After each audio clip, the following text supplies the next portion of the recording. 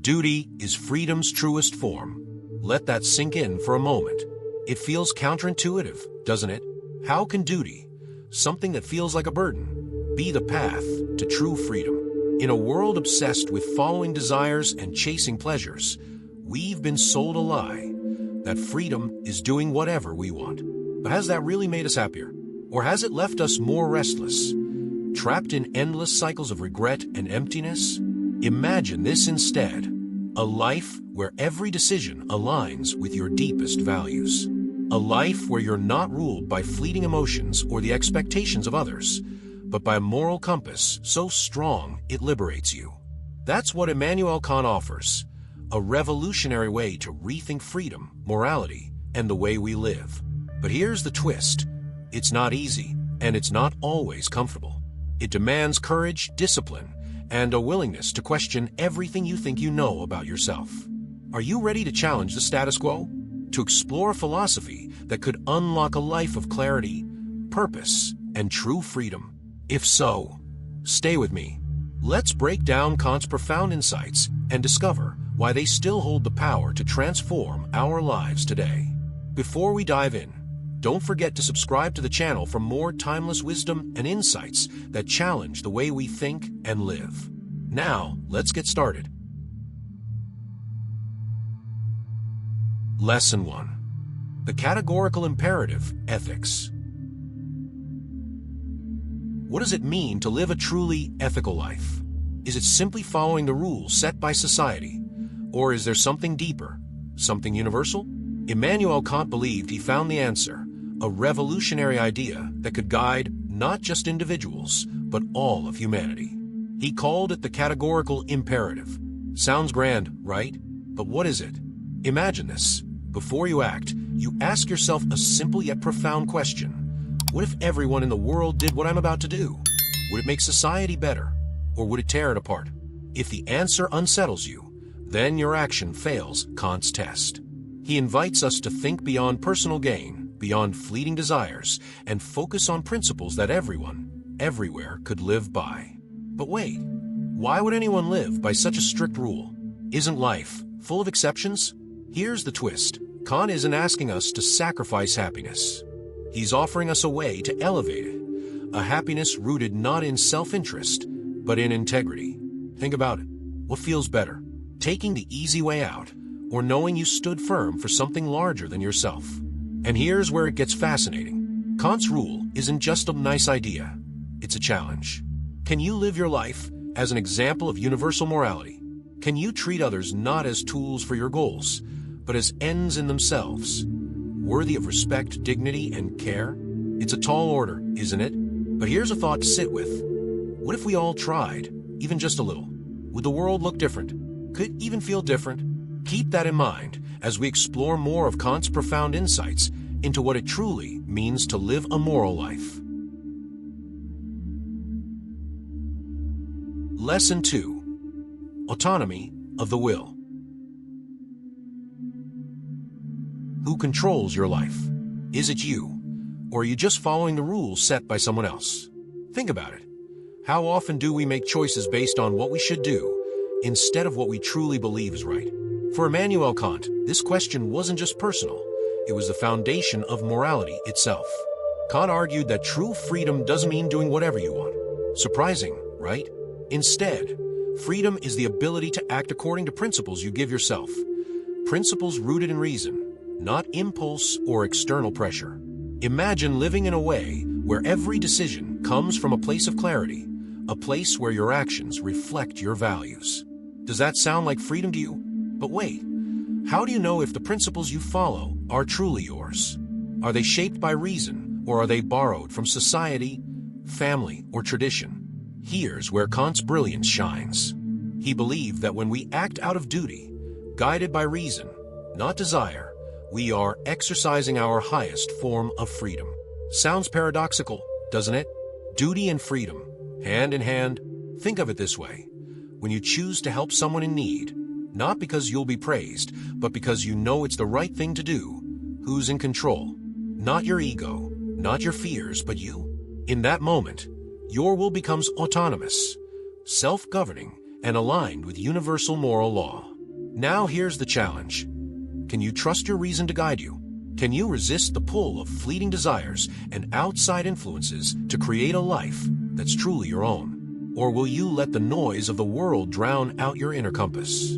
That's the question Kant leaves us with, and it's one worth answering. Lesson 3. Deontological ethics. What makes an action truly good? Is it the result, how things turn out? Or is it something deeper, something within the action itself? Let's face it, most of us have been taught to measure success by outcomes. But what if that's not the best way to judge morality? Immanuel Kant boldly challenged this idea, flipping it on its head. For Kant, the morality of an action doesn't depend on its consequences. Wait, what? Isn't that the whole point of doing something good? Not for Kant. He believed the true measure of morality lies in the intention, in whether the action is done out of duty, not convenience, not emotion, and definitely not self-interest. Think about that. How many times do we act not because it's the right thing to do, but because it's the easy thing to do? Here's a scenario. You find a wallet full of cash. No one's around. Returning it would mean no reward, no recognition, just the satisfaction of knowing you did the right thing. Would you do it? Kant would say that if your answer is yes, and your reason is purely because it's the moral thing to do, then you've fulfilled your duty. But if you're hoping for a thank you or secretly patting yourself on the back, well, that's not quite it. But here's the real kicker. What happens when doing your duty goes against what you feel like doing? When it's inconvenient or even painful? Kant believed that this is where true moral strength is revealed. It's easy to do the right thing when it aligns with your desires. But what about when it costs you? So here's the question to ask yourself. Are your actions driven by duty or by the hope of a good outcome? Are you willing to do what's right, even when no one is watching and no reward is waiting? Sit with that thought, because the answer might surprise you. Lesson 4. Morality and freedom. What does it really mean to be free? Is freedom simply the ability to do whatever we want, whenever we want? It sounds good on the surface, but does that kind of freedom actually make us happy? Kant had a different view. He believed that true freedom isn't about escaping restrictions. It's about embracing responsibility. Think about it. How often do we feel trapped by our own desires? You want to eat that extra slice of cake, or stay up late watching videos, even though you know you'll regret it tomorrow. So, where's the freedom in that? Kant would argue, real freedom comes when we are in control of ourselves. But hold on, doesn't that sound like a paradox? If freedom means control over our desires, then why does it sometimes feel like freedom means doing whatever we feel like? The twist is this. The more we control our impulses, the more we discover what it means to live authentically. The freedom Kant speaks of isn't the freedom of wild, unchecked desires. It's the freedom to choose what's best for us in the long run, even when it's hard. Now, think about moments in your life when you've chosen responsibility over comfort. Maybe it was when you stood up for someone who needed help, even though it wasn't easy, or when you held back your frustration to stay calm in a tough situation. In those moments, you weren't just acting morally, you were free. So here's a question. What would happen if you lived every day in a way that prioritized your moral values over short-term gratification? Could it change the way you experience freedom? The kind of freedom that's not just about doing whatever you want, but about becoming who you were always meant to be. Now, imagine that freedom in action. What does it look like? Lesson 5. Perpetual peace, politics. Is peace just a dream? A lofty ideal that humanity chases but never truly reaches? Or could it actually be possible? An enduring peace that isn't shattered by greed, politics, or power. Immanuel Kant believed it wasn't just a dream. He had a vision, a blueprint for what he called perpetual peace, and it's as bold as it is thought-provoking. Imagine a world where nations no longer see each other as rivals, but as partners, working together for the common good. Sounds idealistic, right? But Kant didn't stop there. He argued that peace isn't a gift that falls into our laps. It's something we must build, brick by brick, through justice, reason, and cooperation. Here's the catch. It requires everyone to play their part. Are we up to the challenge?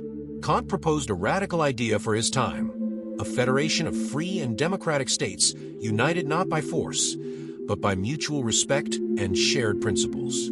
A world where no nation imposes its will on another, where war isn't just avoided, but becomes unthinkable. But let me ask you, is such a vision realistic, or is human nature too flawed? Think about the wars and conflicts you've seen or read about. What causes them? Fear, mistrust, the hunger for power? Kant believed the antidote lies in laws and agreements that prioritize the rights and dignity of every person. A system where the rule of law, not the rule of might, determines how nations interact. But here's the twist. This isn't just about governments or treaties. Kant's vision starts with us, with how we treat each other in our own lives. If peace begins in the hearts of individuals, could it ripple outward, shaping families, communities, and eventually nations? So here's the challenge. Are we willing to imagine, to work for, and to believe in a world where peace is more than the absence of war? What would it take for us as individuals and societies to make that leap? Maybe it starts with asking yourself one simple question. What can I do today to make peace not just a hope, but a reality? Lesson 6. Religion within the limits of reason. What is the role of faith in our lives? Is it a matter of blind belief, or can it stand hand in hand with reason? For centuries, religion has been a source of meaning and moral guidance, but it's also sparked division and dogma.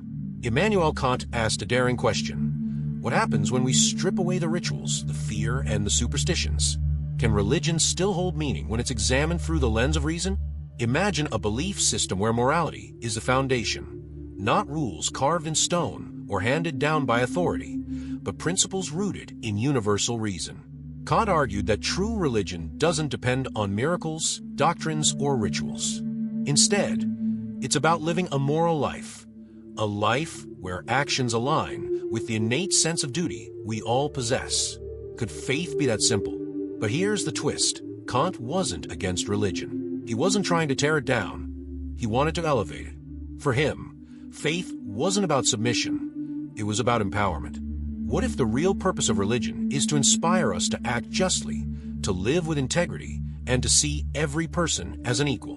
What if the essence of faith isn't found in following rules, but in finding the courage to do what's right, even when it's hard? And here's where it gets personal. How often do we question the beliefs we were raised with? Are they guiding us toward greater compassion and understanding, or are they holding us back with fear and guilt? Kant's challenge is both simple and profound. If your faith can stand the test of reason, then it becomes something unshakable, something that truly elevates the human spirit. So, here's the question. What does your faith look like when stripped of all its layers? Can it stand as a beacon of moral clarity, guiding your actions and shaping the world around you? Or is there more work to be done, more questions to ask, more truth to uncover? The answer might surprise you. So after everything we've explored, here's the real question. Are you ready to take control of your life? To stop being ruled by fleeting desires and outside expectations, and instead, live with a sense of purpose that's guided by your own reason? Imagine how different your days would feel if every decision you made came from a place of clarity, integrity, and freedom. But here's the truth. Knowing this isn't enough. Will you actually apply it?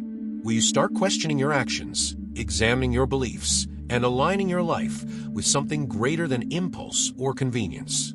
Or will you let this knowledge slip away, leaving things exactly as they are? Tell me in the comments. What's the first step you'll take to live by these principles? Or what challenges do you think would stand in your way? Let's spark a real conversation. And if this message resonates with you, don't let it end here. Hit that subscribe button and turn on the notifications so you won't miss more timeless wisdom that can inspire and challenge you to live a better life. This journey is just beginning. Now, if you're ready to dive deeper into Kant's groundbreaking ideas, I have the perfect resource for you. Groundwork of the Metaphysics of Morals is a powerful book that will change the way you think about freedom, morality, and life itself. And the best part, it's super affordable on Amazon. Check out the link in the first pinned comment to grab your copy today. It's an investment in yourself you won't regret. Thanks for watching. See you on the next video.